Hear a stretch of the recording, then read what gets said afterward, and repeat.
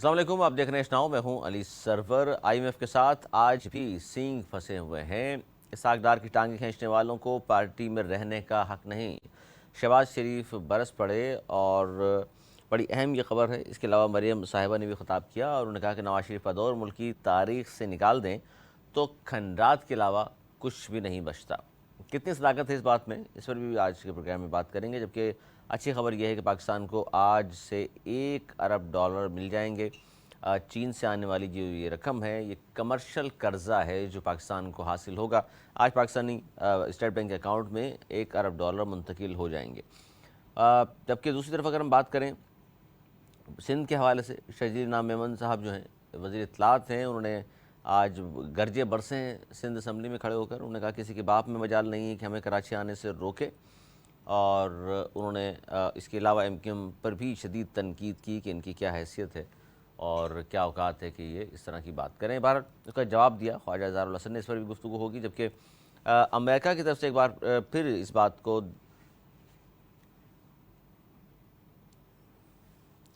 بشیر میر صاحب لائن پر ہیں جی، سینئر صحافی تجزیہ کار، ان سے ہم بات کریں گے۔ بشیر میر صاحب بہت شکریہ آپ کا وقت دیا۔ میر صاحب، آج شہباز شریف صاحب نے یہ کہا ہے کہ اسحاق ڈار کی ٹانگیں کھینچنے والوں کو پارٹی میں رہنے کا حق نہیں ہے۔ صحیح، یہ اشارہ مفتاح اسماعیل صاحب کی طرف ہے یا کچھ اور لوگ بھی ہیں، اور کیا ان کے خلاف اب کارروائی ہوگی؟ آپ کو کیا لگتا ہے سر؟ جی السلام علیکم جی، بہت شکریہ۔ خیال ہے کہ جو اس وقت تو مفتاح اسماعیل جو ہیں وہ تو اتنے ایکٹیو ہی نہیں نظر آ رہے، وہ تو بالکل سائیڈ لائن ہوئے ہیں۔ وہ ان کی ٹانگیں کیسے کھینچ سکتے ہیں مجھے نہیں سمجھ آ رہی۔ نہیں، پارٹی میں تو اور ہیں ابھی وہ میر صاحب، پارٹی تو نہیں چھوڑی انہوں نے۔ پارٹی چھوڑی تو نہیں، لیکن کہیں آپ کو وہ پارٹی کی کسی میٹنگ میں کبھی دکھائی دیے؟ ہاں نہیں، آپ وہ کو پتا درست چلا ہے، کہ فلاں پارٹی کی درست جو ہے۔ کوئی بھی میٹنگ ہے اس میں تو ان کو بلایا نہیں جا رہا؟ کوئی سی جگہ پہ وہ پچھلے جب سے اسحاق ڈار صاحب آئے ہیں بالکل ان کو تو میرے خیال ہے آؤٹ کر دیا گیا ہے، اور وہ تو بہت مختلف نشستیں کرتے ہیں شاید خاقان عباسی صاحب کے ساتھ، اور مختلف سیمینارز کرتے رہتے ہیں۔ تو اس میں وہ گفتگو کرتے ہیں جیسے اور لوگ گفتگو کرتے ہیں۔ ہاں میرا خیال ہے کہ مفتاح صاحب کے علاوہ کوئی سین ہو سکتا ہے پارٹی کے اندر۔ ایک چیز اور بھی ہے، میں آپ کو بتاؤں کہ خود پرائم منسٹر صاحب نے ایک کمیٹی بنائی ہوئی تھی 9 افراد کی، جس کی صدارت جو ہے وہ وزیر دفاع خواجہ آصف کو دی ہوئی تھی، اور وہ بالکل ایک علیحدہ ایسا ایک فورم کریٹ کر دیا گیا تھا کہ وہ بتائیں گے کہ بجٹ کے حوالے سے ہم عام آدمی کے لیے ریلیف کیا دے سکتے ہیں۔ تو پارٹی کے اندر تو جو وزیر خزانہ ہیں ان کے حوالے سے تو خود میرا خیال ہے پرائم منسٹر اور قریبی رفقا جو ہے وہی سرگرم نظر آتے ہیں، نمبر 1۔ نمبر 2، میرا خیال ہے کہ جو ابھی تک کی ان کی پرفارمنس ہے وہ تو صفر سے نیچے لے گئے ہیں۔ گروتھ ریٹ، انڈسٹری بند ہوئی ہے، پورٹ ایکٹیویٹیز جو ہیں وہ ڈسٹرب ہیں، اتنا کچھ پیچھے چلا گیا ہے۔ تو پارٹی تو خود اتنا سٹریس میں، ہر بندہ ان کے حوالے سے بات کر رہا ہے کہ ان سے معاملات جو ہیں وہ سنبھالے نہیں جا رہے، یہ بالکل جو ہے وہ ووٹ بینک کو بھی خراب کر رہے ہیں، پارٹی کا امیج خراب کر رہے ہیں، حکومت کا جو کمٹمنٹس تھی ان کو پورا نہیں کر پا رہے۔ تو لہذا تو ان کے لیے تو مشکلات جو ہیں وہ تو ہر دوسرا بندہ وہ کر رہا ہے۔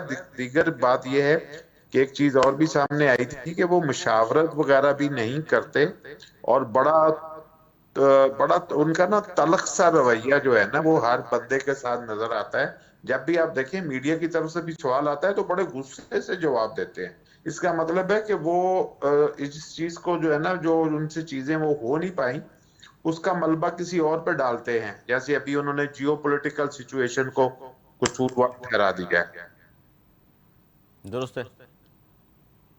تو جیو پولیٹیکل سچویشن کے حوالے سے تو IMF پہلے ہی بیان دے چکا ہے کہ جی اس وجہ سے کوئی صورتحال ایسی نہیں ہے کہ ہم پاکستان کو کسی قسم کا وہ سٹریس دے رہے ہیں یا پاکستان کو کسی قسم کی مشکلات کا شکار کر رہے ہیں۔ لیکن ایک بات ہے، بڑی سمپل سی بات ہے، اگر پاکستان کو کوئی بھی دنیا کا ادارہ جس سے ہم پیسے لینے جائیں تو وہ اگر ہمیں کہے گا کہ بھئی آپ ہمیں پیسے واپس کیسے کریں گے، اور آپ اگر ان کے ساتھ جب نیگوشیشن شروع کریں گے تو وہ آپ کو اگر یہ سجیسٹ کرے کہ اپنے ملک کا ٹیکسیشن سسٹم ٹھیک کرو، اپنے معاملات جو ہیں انتظامی امور میں اتنا پیسہ خرچ کر رہے ہو، اس کو ٹھیک کرو، تو اس میں کہاں پہ غلط بات ہو سکتی ہے؟ درست ہے. وہ کون سی غلط بات ہے کہ اگر کوئی یہ کہے کہ بھائی آپ کے ملک کے اندر، اگر یہاں پہ بیٹھ کے کہہ رہا ہوں کہ ہمیں اپنے ملک سے کرپشن ختم کرنی چاہیے، ہمیں عمرہ سے ٹیکس زیادہ لینا چاہیے، ہمیں غریب آدمی سے ٹیکس زیادہ نہیں لینا چاہیے، حکومت کے جو اتنے اخراجات ہیں انتظامی امور کے اوپر، اتنا پروٹوکول ہے، مجھے آپ ایک چیز آپ بتائیں، جتنی کرائسز ہے پاکستان میں، اکنامک کرائسز ہے، کہیں آپ کو لگتا ہے کہ حکومت کا کوئی وزیر، مشیر، سول ملٹری، بیوروکریسی، ججز، ان میں سے کسی کے اوپر مشکل آئی ہے؟ نہیں. کسی کے پیسے کم ہوئے ہیں؟ کوئی حکومت اس پہ فائٹ کرتی ہوئی نظر آ رہی ہے آپ کو؟ یہ بھی نظر نہیں اس آ رہی. سچویشن پہ بالکل فائٹ کرتی؟ میر صاحب. اور ہاں، دوسرا بالکل صحیح کہہ رہے ہیں، اور دوسری طرف ہم دیکھ رہے ہیں کہ 80 سے زائد تو منسٹر کابینہ رکھی ہوئی انہوں نے، پھر سادگی کا درس دے رہے ہیں عوام کو. وہ بالکل وہ اپنی جگہ پھر اپنے پیسے بڑھانے کے بل پیش کیے جا رہے ہیں. تو آپ مجھے بتائیں کہ حکومت تو اس سچویشن میں فائٹ کرتی ہوئی نہیں نظر آ رہی، سر ان اب کی ول ہی نہیں نظر آ رہی. سر اس وقت میں بات کر رہا ہوں تو تقریباً کچھ 56 دن باقی ہیں اس حکومت کے. تو آپ کو لگ رہا ہے کہ یہ 56 دن بھی اس طرح گزر جائیں گے اور کوئی خاص بہتری عوام کے حالات میں نہیں لا سکیں گے؟ نہیں نہیں، بہت برے ہوں گے اگلے 56 دن، اس سے بھی برے ہو سکتے ہیں خدا نخواستہ، کیونکہ یہاں ان کا تو ڈائریکشن ہی ٹھیک نہیں ہے نا، تو یہ تو بہتری کی کریڈٹ طرف لے تو رہے سفر ہی ہیں نہیں شروع کیا. امیر صاحب، یہ تو وفاقی بجٹ کا کریڈٹ لے رہے ہیں کہ دیکھ لیجئے جناب، ہم نے کوئی نئے ٹیکس نہیں عائد نہیں کیے، عوام کو اتنا ریلیف دے دیا. بھائی جان میری بات سنیں، آپ کی بجلی مہنگی ہوتی جا رہی ہے، آپ کا پٹرول انہوں نے کہا تھا جی کم کریں گے، سستا لے کے مہنگا بیچ رہے ہیں، اس سے پیسہ بنا رہے ہیں، آپ کی گیس مہنگی ہو گئی، آپ کی ہر چیز مہنگی ہو، تو یہ تو یوٹیلیٹیز سے کما رہے ہیں. انہوں نے پیسہ جمع کرنے کا راستہ انرجی کی پروڈکٹ سے رکھ لیا ہے، گیس، بجلی اور آپ کا پیٹرول، ڈیزل، ان ساری چیزوں سے یہ پیسہ جمع کر رہے ہیں. تو لہٰذا اگر آپ ویسے ٹیکس نہیں لگا رہے لیکن آپ انرجی کی جو چیزیں عوام کو پرووائڈ کر رہے ہیں وہ اتنی نہیں کر رہے ہیں کہ بھائی اس سے تو وہ نہ کوئی کاروباری کو نہیں کر سکتا. آپ کا انٹرسٹ ریٹ جو ہے اس وقت پورے ریجن میں سب سے ٹاپ پہ ہے، تو کاروبار تو کوئی کر ہی نہیں سکتا، بے روزگاری بھی بڑھ گئی، بالکل. آپ کی انڈسٹری جو ہے وہ سٹریس میں چلی گئی، اور جو آپ اخراجات کر رہے ہیں اس کے اوپر آپ انڈائریکٹلی ان کو پیسہ دے رہے ہیں. تو کون سا یعنی کہ آپ مجھے ریلیف بتائیں گے؟ اچھا سر، یہ اگر آپ کو تیل میر جی صاحب، بتائیے. یہ لگ رہا ہے آپ کو کہ یہ جو 55-56 دن جو باقی ہیں اس حکومت کے مدت پوری کرے گی، اس سے پہلے گھر جانے والے نہیں ہیں؟ نہیں نہیں، مدت تو آپ پوری کر ہی لینی چاہیے، جو انہوں نے تیر چلانا ہے وہ چلا لیں، تاکہ یہ نہ کہیں کہ ہم سے کچھ دن رہ گئے تھے ورنہ ہم ایک بہت بڑا کام کرنے جا رہے تھے. تو پورا ٹائم ان کو دینا چاہیے. جس دن یہ کہہ رہے ہیں کہ 11 یا 12 اگست کو جو ہے وہ اسمبلی ڈیزالو ہونی ہے، ختم ہونی ہے، اس کی مدت ختم ہونی ہے، بالکل پورے دن کرنے چاہیے. اور تو وہ الیکشن تو نہیں، پورا ٹائم ملنا چاہیے بھائی، یہ اپنی پوری جو ہے وہ اتمام حجت کریں. لیکن جو بندہ جو ہے جو ایک سال سے اوپر کچھ نہیں کر سکے، وہ 56 دن میں کیا کر سکتے ہیں مجھے بتائیں آپ. تو آپ اور کو پھر ملبہ جو ہے اگلی نگران حکومت کے کھاتے میں ڈال کے اس کے ہاتھ میں تھما کے چلے جائیں گے. ابھی بڑی سمپل سی بات ہے، ان کی جتنی آمدنی پاکستان کی شو کر رہے ہیں کہ یہ پاسبل ہے کہ اتنی بجٹ تو تخمینہ ہوتا ہے نا کہ بھائی اتنی آمدنی پاسبل ہے، اور جتنی آمدنی پاسبل ہے اس سے زیادہ خرچے ہیں، ٹھیک ہے. اور ابھی جو پرفارمنس آئی ہے پچھلے سال کی اس کو ہی دیکھ لینا کہ بھائی پچھلے سال جب مفتاح اسماعیل جو ہیں وہ اکنامک سروے پیش کر رہے تھے مئی میں، تو 6% کے قریب گروتھ ریٹ تھا. انہوں نے جب پیش کیا ہے تو 0.29 جو ہے وہ گروتھ ریٹ ہے. کوئی ملک جو ہے اس طرح اپنی انڈسٹری ترقی کے نہیں کر ساتھ سکتا، سروائیو کرنے کی پوزیشن ہوتی ہے نہیں کہ ہو جس کا سکتا. گروتھ ریٹ ہی زیرو سے چلا جائے نیچے؟ پھر آپ دیکھیں کہ انہوں نے ٹرسٹ لیول اوورسیز پاکستانیوں کا ختم کر دیا، ان کا ووٹ رائٹ انہوں نے ختم کیا، ان کے اوپر جو ہے نا ان کی خاندانوں کو بھی تنگ کر رہے ہیں. تو انہوں نے کیا، اس کا رزلٹ کیا نکلا کہ 12% سے زیادہ جو ہے وہ آپ کی ریمیٹنس گر گئی ہے، حکومت خود کہہ رہی ہے. تو ایسے ٹھیک ہے، میں آپ تو کو یہ سر تو آپ نہیں، تو اس جی میں میر صاحب اگست میں اگر یہ 12-13 اگست کو حکومت ختم ہوگی اور اس کا نگراں حکومت آئے گی اور پھر کہا جاتا ہے جی الیکشن کی طرف جائیں گے معاملات، اور ایک طرف خبر یہ بھی تھی کہ پیپلز پارٹی تو مزید ہے کہ جی اکتوبر نومبر میں الیکشن کرا دیے جائیں، لیکن نون لیگ کی طرف سے خبریں آ رہی تھیں کہ جی شاید 6 ماہ وہ چاہ رہے ہیں اسمبلی کو ایکسٹینڈ کر لیں اور تاکہ اس میں کچھ نہ کچھ عوام کے لیے کچھ ایسا کر جائیں تاکہ الیکشن میں جا کے کمپین تو ہم چلا سکیں، اس قابل تو ہو سکیں. لگتا ہے سر آپ کو ایسا بھی ہوگا؟ میرا خیال ہے کہ اس چیز کو تقویت نہیں ملے گی. پی ڈی ایم میں گو کے شامل نہیں، لیکن حکومت کا ایک اہم حصہ تو ہے نا پیپلز پارٹی. پیپلز پارٹی تو اس چیز کو سپورٹ نہیں کر رہی. اوور آل اپوزیشن جو پارلیمنٹ سے باہر بھی بیٹھی ہوئی ہے وہ بھی اس کو سپورٹ نہیں کر رہی. پبلک بھی نہیں چاہ رہی کہ ان کو مزید جو ایک آئینی مدت ہے اس سے زیادہ ان کو ایک ٹائم مزید ملنا چاہیے، کیونکہ ان سے چیزیں ٹھیک نہیں ہو رہی. اور میرا پہلا پوائنٹ یہی ہے کہ جو اکنامک کرائسس سے فائٹ کرنے والا ول ہوتی ہے نا کسی بھی قیادت کے اندر، وہ ان میں نہیں ہے. اس طرف یہ ابھی تک نہیں گئے کہ کوئی ایک چیز نہیں ہے. بس یہ ہے کہ انٹرنیشنلی دورے کرنا، ادھر جانا ادھر جانا، اور اسی طرح کی چیزیں جو ہیں وہ بیانات دینے اور اتنے اتنے بڑے دعوے کرنے. لیکن جب آپ کی بیلنس شیٹ سامنے آتی ہے تو اس کے اندر وہ چیزیں ہی نہیں ہیں. سر اس تو سارے ایک سینیریو سال کی میں پرفارمنس. میر صاحب اس سارے سینیریو میں الیکشن اکتوبر نومبر میں اگر ہوتے ہیں، آپ خود بھی کہہ رہے ہیں کہ جی اگر نون لیگ چاہے گی بھی تو باقی لوگ ساتھ نہیں دینے کو تیار ہیں، تو پھر اس میں پی ٹی آئی چیئرمین بھی کہیں نظر آ رہے ہیں سر سیاست میں آپ کو، یا کاٹا لگ چکا ہے ان پر؟ دیکھیں فی الحال تو ہمیں ان کے جو ٹکٹ ہولڈر یا دیگر رہنما تھے وہ تو ٹھیک ہے، ان کو تو انہوں نے ہٹا لیا، ایک نئی پارٹی میں ضم کرنا شروع کر دیا. لیکن پبلک کا جو ابھی تک ہے وہ ہمیں ابھی اس کا اندازہ نہیں ہو رہا، کیونکہ پبلک کا ووٹ جو ہے وہ تو اس وقت فائنلی سامنے آئے گا جب اگر آزادانہ الیکشن بھی ہوں، ان کو بھی کام کرنے کا اسی طرح موقع ملے. اور اگر انہیں پبلک پھر بھی ووٹ دے تو پھر اس کا مطلب ہے وہ پارٹی انٹیکٹ ہے. اگر آزادانہ ماحول میں ان کو ووٹ نہ ملے تو پھر ہم کہہ سکیں گے کہ ہاں جی لوگ ان سے پیچھے ہٹ گئے.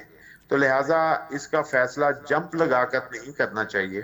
اس کا جو ہے اس کو نتیجہ اخذ کرنے کے لیے کوئی ہمارے پاس جو بنچ مارک ہے وہ بنچ مارک الیکشن ہے، اور الیکشن کا ایک بہتر ماحول ہے.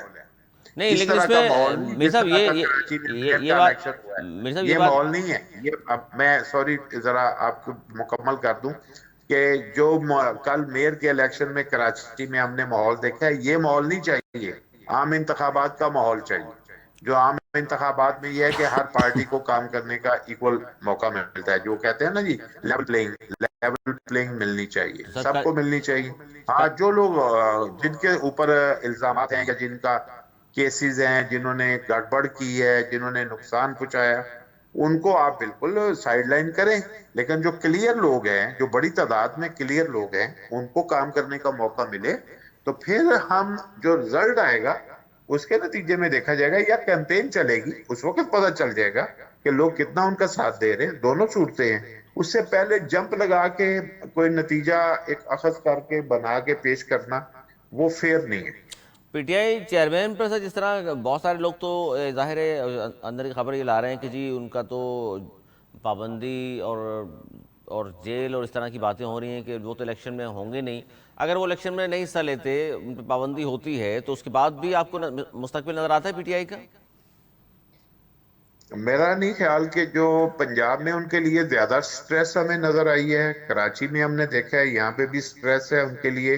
لیکن کسی حد تک ہمیں جو ہے نا وہ سٹریس کم جو ہے وہ کے پی کے میں نظر آ رہی ہے. کے پی کے کی صورتحال کمپیریٹیولی ان دونوں جگہوں سے تھوڑی سی مختلف نظر آ رہی ہے.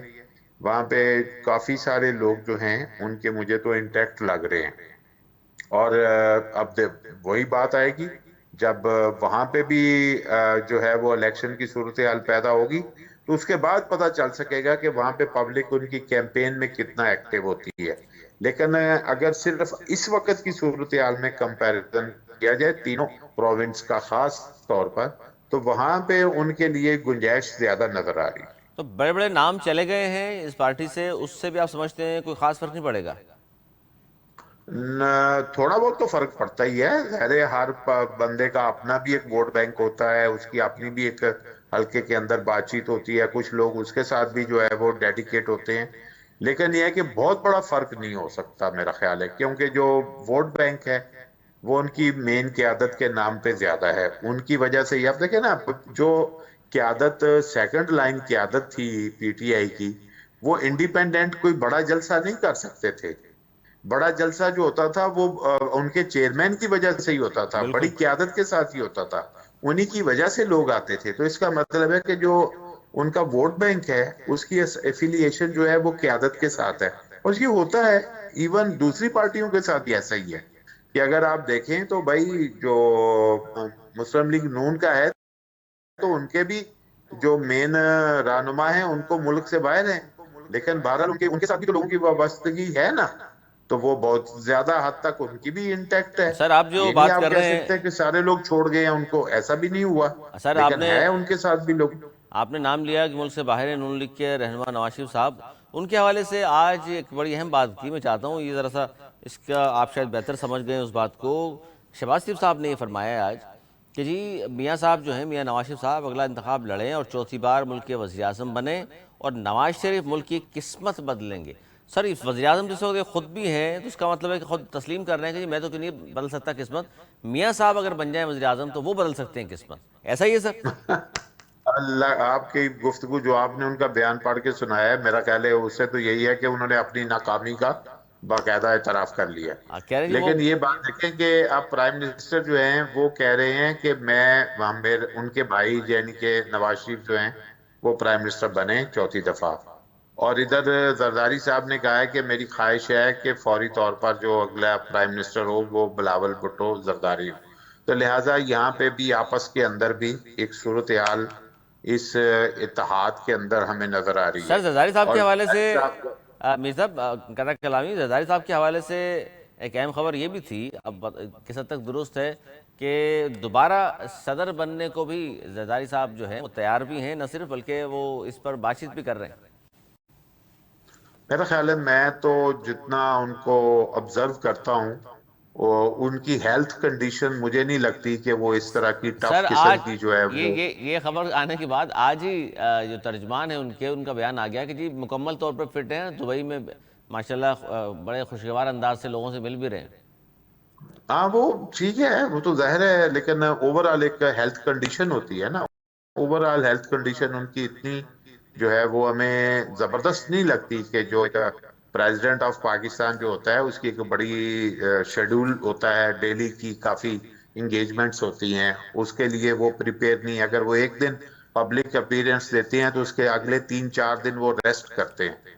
تو اس کا، اور ان کو باتیں کرتے ہوئے بھی آپ دیکھیں تو ان کی جو ہے نا گفتگو میں تسلسل جو ہے وہ ذرا اس طرح نہیں ہے جو آج سے 5 سال پہلے ان کا نظر آتا تھا. جی جی. اللہ کرے کہ ان کی صحت اچھی ہو جائے، لیکن یہ ہے کہ مجھے فی الحال جو لگ رہا ہے کہ وہ اتنے زیادہ فٹ نہیں ہے اور کہ وہ میاں اس طرح کی جو ہے وہ. ہاں یہ ہو سکتا ہے کہ جو اگر یہ دو پارٹی ہیں اس وقت اور فضل الرحمان صاحب اس میں آنے کی کوشش کرتے ہیں، لیکن یہ دونوں پارٹیاں جب آپس میں معاملات کرتی ہیں تو فضل الرحمان صاحب کو بھی آؤٹ کر دیتے ہیں. بالکل. تو اب یہ دیکھیں کہ ان کے درمیان میں اگر شراکت اقتدار کا فارمولہ کیا طے ہوتا ہے. آپ دیکھیں جہانگیر ترین صاحب نے پارٹی بنائی ہے جو بھی بنائی ہے، اس نے پہلی میٹنگ کے لیے جو ہے وہ نواز شریف کا انتخاب ان کے ساتھ مل کے کام کرنا چاہ رہے ہیں، وہ زرداری صاحب کے ساتھ اس طرح کام کرنا نہیں چاہ رہے. تو اس کا مطلب ہے ان کا جھکاؤ جو ہے وہ اسی سائڈ پہ ہے، مسلم لیگ نون کی طرف ہے.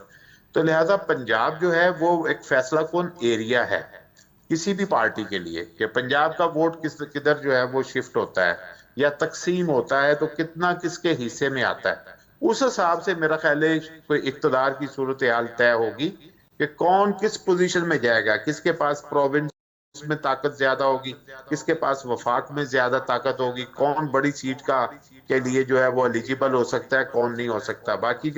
باقی منورنگ ہوتی ہے یا اور کسی نہ کسی طریقے سے جو ہے وہ جگلنگ کر کے جو ہے وہ کسی کو بڑی سیٹ مل جاتی ہے، وہ ایک علیحدہ سٹوری ہے. لیکن کم از کم جو آن گراؤنڈ چیزیں ہمیں نظر آ رہی ہیں وہ ہمیں یہی نظر آ رہا ہے کہ جو بڑی فیصلہ کون ایریا ہوگا وہ پنجاب کا ہی میدان ہوگا. تو ان دونوں کی سر، پیپلز پارٹی اور نون لیگ کی محبت کی کہانی جو ہے آپ کو نظر آ رہی ہے کہ 12 اگست 13 اگست تک اسمبلی ہے، جب تک محبت کی کہانی، اس کے بعد ایک دوسرے کے آمنے سامنے ہوں گے، یا بعد بھی لگتا ہے آپ کو کہ لمبی چلے گی کہانی؟ نہیں، اس کی وجہ کہ دونوں کا سروائیو مل کے چلنے میں ہے، وہ اتنا زیادہ ایک دوسرے کے اگینسٹ ہی جائے گے. زرداری صاحب وہ پالیٹکس کے حامی نہیں ہے کہ جو بالکل جو ہے وہ نہ ہی نواز شریف ہمیں اس طرح نظر آتے ہیں، آپس میں ان کے بڑی انڈرسٹینڈنگ ہے. انہیں پتا ہے کہ ہم دونوں مل کے رہیں گے اور بانٹ کے رکھیں گے چیزیں اور کچھ فارمولا طے کر کے چلیں گے، سر یہ تو اگر پھر ہم دونوں دونوں بینیفٹ اٹھائیں گے۔ سر یہ خان صاحب اگر آؤٹ ہو جاتے ہیں، یہ دونوں آپس میں محبتیں کی پنگیں آگے بڑھاتے ہیں، تو پھر اپوزیشن کہاں ہوگی سر؟ لیکن وہی میں کہہ رہا ہوں، یہ سوال آپ کا پہلے میں اس کا جواب دے چکا ہوں کہ اس میں جمپ لگا کر ابھی فیصلہ کن قوت پہ نہ، فیصلہ کن ایریے میں نہ جائیں، ابھی اس کا ویٹ کریں۔ لیکن جو ہمیں ابھی جو صف بندی ہے جو نظر آ رہی ہے، جو شروع ہوئی ہے اس پارلیمنٹ کے اختتام ہونے سے پہلے، وہ یہی نظر آ رہی ہے کہ نواز شریف صاحب پنجاب کو زیادہ جو ہے وہ اہمیت دے رہے ہیں، پنجاب کو ہولڈ کرنے کی وہ کوشش کر رہے ہیں۔ وہ سندھ اور کراچی کے اندر کام نہیں کر رہے۔ مسلم لیگ نون جو ہے سندھ کراچی میں کام نہیں کر رہی۔ زرداری صاحب پنجاب میں جا کر کام کرنے کی کوشش کر رہے ہیں، زرداری صاحب پنجاب میں جا کر حمایت حاصل کرنے کی کوشش کر رہے ہیں، کے پی کے میں جا کے حمایت حاصل کرنے کی کوشش کر رہے ہیں، بلوچستان میں جا کے حمایت حاصل کرنے کی کوشش کر رہے ہیں۔ لیکن مسلم لیگ نون ہمیں ادھر آتی ہوئی نظر نہیں آ رہی، ابھی تک ان کی کوئی ایسی چیز ہمیں ایکٹیویٹی جو ہے وہ سندھ میں نظر نہیں آئی جس میں پتہ چلے کہ نواز شریف صاحب جو ہے ادھر موو کر کے کوئی نہ کوئی اپنا گروپ بنانا چاہتے ہیں، کوئی لوگوں کو ساتھ لے کے چلنا چاہتے ہیں۔ اس کا مطلب کیا ہے کہ وہ ادھر پیپلز پارٹی کے ساتھ ہی مل کے کام کریں گے اور ایم کیو ایم بھی ان کا حصہ ہوگی، پھر پیر پگاڑا گروپ بھی ان کا حصہ ہو سکتا ہے، لہٰذا ادھر وہ مزید جو ہے نا وہ اپنی ایفرٹ نہیں لگا رہے، وہ ساری ایفرٹ اپنی جو لگائیں گے وہ پنجاب میں لگائیں پنجاب چونکہ پاکستان کا سب سے بڑا صوبہ بھی ہے، آبادی بھی زیادہ ہے، اور وہیں ہمیشہ فیصلہ کن رول ادا کرتا ہے۔ بہت شکریہ مشیر صاحب، سینئر صحافی تجزیہ کار ہمارے ساتھ موجود تھے اور بات کر رہے تھے خاص طور پہ میاں صاحب کے حوالے سے کہ جو آج شہباز شریف وزیر پاکستان ہیں، انہوں نے جو بیان دیا کہ نواز شریف صاحب انتخاب لڑیں اور چوتھی بار ملک کے وزیر اعظم بنیں، اور نواز شریف صاحب ملک کے وزیر اعظم بنے تو وہ قسمت بدل دیں گے پاکستان کی، اور یعنی خود وہ جو موجود ہیں اس کے باوجود بھی بہت سارے لوگ تو یہ کہہ رہے ہیں کہ جناب آپ بھی تو وزیر اعظم ہیں، قسمت بدل دیں، آپ کے بھی ہاتھ میں بہت کچھ ہے، ابھی بھی 56 دن باقی ہیں، کچھ اس طرح کا کیجئے کہ عوام کو مزید فیسیلیٹیٹ کریں آپ، لیکن بہرحال ہوتا نظر نہیں آ رہا اس حوالے سے۔ اچھا، آئی ایم ایف کے ساتھ آپ بھی آج بھی جان صاحب نے بھی کی کہ آئی ایم ایف کے ساتھ آج بھی سینگ ہمارے پھنسے ہوئے ہیں، کیونکہ $1 ارب کی جو قسط ملنی تھی اب تک آئی ایم ایف سے موصول نہیں ہوئی، اس پہ مذاکرات جاری ہیں، نواں جائزہ اجلاس بھی اس پہ ہے، جبکہ آج اچھی خبر یہ تھی کہ جناب پاکستان کو جو $1 ارب چائنا سے آج مل جائیں گے، اور چین سے آنے والی جو رقم ہے یہ کمرشل قرضہ ہے، اس سے کچھ نہ کچھ بہتری آئے گی۔ لیکن جو بجٹ پیش کیا گیا ہے اس کی اگر ہم بات کر رہے ہیں تو اس بجٹ میں عوام کے لیے اس طرح کی خبریں ہرگز نہیں ہیں جس میں کہوں کہ جناب جو اشیاء ضروریہ ہیں ان کی قیمتیں کم ہو جائیں گی، آٹا چینی دال کم ہو جائے یا پیٹرول مصنوعات کی قیمتیں کم ہو جائیں، ایسا نہیں ہوا۔ حالانکہ بڑی امید تھی کہ رشیا سے جو تیل آئے گا اس کے بعد قیمتیں کم ہوں گی، لیکن 15 دن کے لیے مزید برقرار رکھا گیا، یعنی 30 جون تک یہی پیٹرولیم کی جو قیمتیں ہیں اس کو برقرار رکھا جائے گا، اور اس کے بعد دیکھتے ہیں شاید کچھ قیمت کم ہو جائے۔ ڈالر کے جب آئے تھے اس وقت انہوں نے جو دعوے کیے تھے کہ ڈالر کو ڈار صاحب آ گئے ہیں جناب، اب بریک لگا دیں گے اور لگام ڈال دیں گے، 200 سے بھی شاید نیچے آ جائے ڈالر، لیکن ڈالر ہے کہ مسلسل اونچی۔ حماد حسن صاحب سینئر تجزیہ کار ہمارے ساتھ موجود ہیں، بہت شکریہ۔ حماد حسن صاحب کیا کہیں گے کہ آج آئی ایم ایف کے ساتھ آج بھی سینگ پھنسے ہوئے ہیں، اور ڈار صاحب کے گزشتہ روز بھی جو بیان آیا تھا کہ دنیا ظاہر ہے بہت سارے لوگ ہیں جو ان کی حوالے سے سازش ہو رہی ہے اور وہ نہیں چاہتے پاکستان ترقی کرے، پاکستان ڈیفالٹ کر جائے، اور اس طرح کی باتیں انہوں نے کی ہیں۔ سر یہ سارا معاملہ کیا نظر آ رہا ہے آپ کو معیشت کے حوالے سے؟ کچھ بہتری آئے گی آج، خاص طور پر جب چائنا سے $1 ارب آج مل جائیں گے، کہ آئی ایم ایف کی طرف سے تو مسلسل کڑی شرائط عائد کی جا رہی ہیں، تمام شرطیں پوری کر دے پاکستان، اس کے باوجود پھر نئی چیزیں سامنے پیش کر دی جاتی ہیں، آپ کو کیا لگتا ہے؟ آئی ایم ایف کے ساتھ جو ہمارے معاملات ہیں وہ کوئی آج یا کل کے نہیں ہیں، وہ گزشتہ 50-60 سال سے چلے آ رہے ہیں۔ ظاہر ہے کہ اس شکنجے میں سے نکلنے کے لیے ہمیں بڑے سٹیپس بھی لینے ہوں گے، ہمیں جو انٹرنیشنل سینیریو ہے اس پر بھی نظر رکھنی ہوگی اور اپنے لیے مقام کا تعین بھی کرنا ہوگا، اور وہ اس وقت ہمارے سامنے ہے کہ چائنا ایک بڑی اقتصادی قوت کے طور پر سامنے آ گیا ہے، اور پاکستان کی خوش قسمتی ہے کہ جغرافیائی طور پر بھی ہم چائنا کے قریب ہیں، اور سی پیک جیسا بڑا پروجیکٹ بھی چائنا ہمارا محتاج ہے یا ہمیں اس سے فائدہ ہو رہا ہے۔ تو IMF کے ساتھ اگر ہمارے کچھ معاملات ہیں تو اس پہ اتنا پریشان ہونے کی ضرورت نہیں، اس پہ وقت لگے گا اور ہم اس شکنجے سے نکلیں گے جو صورتحال تبدیل ہوتی جائے گی خطے میں اور عالمی سطح پر معاشی حوالے سے، تو اس سے ہم نکلیں گے۔ لیکن دیکھنا ہمیں یہ ہوگا کہ ہم نئے منظرنامے میں اپنے آپ کو کس طرح ایڈجسٹ کرتے ہیں۔ لیکن اس پہ ہمارا صاحب ہینا ربانی صاحب نے فرمایا کہ جی ہمیں تو یہ بالکل کوئی نہ کہے کہ جی آپ چوز کر لیں امریکہ یا چائنا میں سے، وہ کہہ رہے ہیں ہم دونوں کے ساتھ کام کرنا چاہتے ہیں، اور ایک طرف یہ بات ہو رہی ہے کہ پاکستان کو اب وقت آ گیا ہے کہ بلاک تبدیل کیا جانا چاہیے، امریکہ کو چھوڑ کر چائنا کی طرف آنا چاہیے جو ہمارا ہمسایہ بھی ہے، ہمارے ساتھ بھی ہے، ہمارے ساتھ کھڑا بھی ہوتا ہے۔ امریکہ کے حوالے سے اب رویہ تبدیل کرنے کی ضرورت ہے، لیکن ہینا ربانی کھر صاحبہ نے تو کل اس کی تردید کی، انہوں نے کہا جی یہ ہم سے کوئی بھی یہ نہ کہے کہ ہم چائنا کی طرف کھڑے ہوئے ہیں یا امریکہ کی طرف ہیں۔ دیکھیں یہ تو مختلف مفادات ہوتے ہیں، یعنی آپ ایک بلاک سے مکمل طور پر اس کو الوداع نہیں کہہ سکتے۔ یہ تو جب سر جنگ شروع تھی روس اور امریکہ کے درمیان تو کیوبا جیسے چند ممالک تھے جو مکمل طور پر جن کا جھکاؤ روس کی طرف تھا، لیکن عمومی طور پر دنیا کے بہت سارے ممالک جس میں انڈیا بھی شامل ہے، جس میں سعودی عرب بھی شامل ہے، جس میں دوسرے ممالک بھی شامل ہے، وہ روس بلاک کے ساتھ بھی کوارڈینیشن کرتے رہے اور معاملات چلاتے رہے اور امریکہ کے ساتھ بھی کرتے رہے۔ تو یہ ضروری تو نہیں ہے کہ ہم ایک بلاک کو مکمل طور پر الوداع کہیں، نہیں، ہمارے کچھ خارجہ معاملات، کچھ دوسرے معاشی معاملات ان کے ساتھ امریکہ کے ساتھ یقیناً چلیں گے، لیکن ہمیں اس جو نیا منظرنامہ ہے، جو نیا سینیریو ہے، ہمیں اس سے دیکھنا یہ ہوگا کہ ہم اس سے اپنا معاشی فائدہ کس طرح حاصل کرتے ہیں اور اس جغرافیائی طور پر ہمیں اس کے کیا فوائد ہوں گے۔ ضروری تو نہیں کہ ہم امریکہ کو بائے بائے کہیں، امریکہ کے ساتھ یقیناً ہمارے بہت سے اسٹریٹجک معاملات ہیں، ہمارے دفاعی معاملات ہیں، ہم ان سے اسلحہ بھی لیتے ہیں، لیکن وہ چلنے چاہیے، لیکن نئے منظرنامے میں ہمیں اب دیکھنا ہوگا کہ ہم اپنے لیے معاشی فوائد کیا سمیٹتے ہیں۔ اچھا، امریکہ کی طرف سے یہ بیان آیا کہ یہ پاکستانی سیاسی معاملات میں ہمارا کوئی تعلق نہیں ہے، کیونکہ بار بار کہا جا رہا تھا، شاید PTI چیئرمین کے حوالے سے زلمے خلیل زاد اور کانگریس کے دیگر لوگوں کا یہ بیان تھا خان صاحب کے حوالے سے یا انسانی حقوق کے حوالے سے، جس طرح یہ لوگ آواز اٹھا رہے تھے PTI والے، اور اس حوالے سے انہوں نے آج یہ کہا کہ جی پاکستانی سیاسی معاملات سے ہمارا کوئی تعلق نہیں ہے، تو کیا سمجھا جائے سر اس سے؟ دیکھیں یہ انہوں نے کہا ہے، لیکن یہ تو ضروری نہیں کہ ہم یہ بات مان لیں۔ اسی ملک کے منتخب وزیر اعظم ذوالفقار علی بھٹو کو پھانسی ہوئی تھی تو اس وقت بھی انہوں نے کہا کہ یہ ان کے اندرونی معاملات تھے، حالانکہ یہ ہمارے اندرونی معاملات نہیں تھے، اس کے پس منظر میں بہت ساری کہانیاں بھی ہیں۔ اسی طرح جب افغان جنگ میں ہم چلے گئے اور ہمارا بہت زیادہ نقصان اس سے ہوا جو ہم ابھی تک مسلسل اٹھا رہے ہیں، وہ بھی امریکہ نے اس سے اپنا دامن بچا لیا۔ دیکھیں اپنے اپنے مفادات ممالک ہوتے ہیں اور ہوتے رہیں گے۔ امریکہ کے یقیناً اس جغرافیے میں، اس خطے میں ان کے اپنے مفادات ہیں، لیکن بے شک ان کے مفادات ہونے چاہیے، لیکن پاکستان کو دیکھنا یہ ہوگا کہ ان کے مفادات کہیں پاکستان کے مفادات سے ٹکراتے تو نہیں اور پاکستان اس سے نقصان تو نہیں ہو رہا ہے۔ دوسری بات یہ کہ خان صاحب کے معاملے میں براڈ شرمن نے کانگریس کو خط لکھا تو کیا براڈ شرمن ان کا سینیٹر نہیں تھا؟ کیا زلمے خلیل زاد ان کا نمائندہ نہیں تھا؟ کیا افغانستان میں زلمے خلیل زاد مسلسل ان کا ڈکٹیشن لے کے نہیں چل رہا تھا؟ ابھی تک چل رہا ہے۔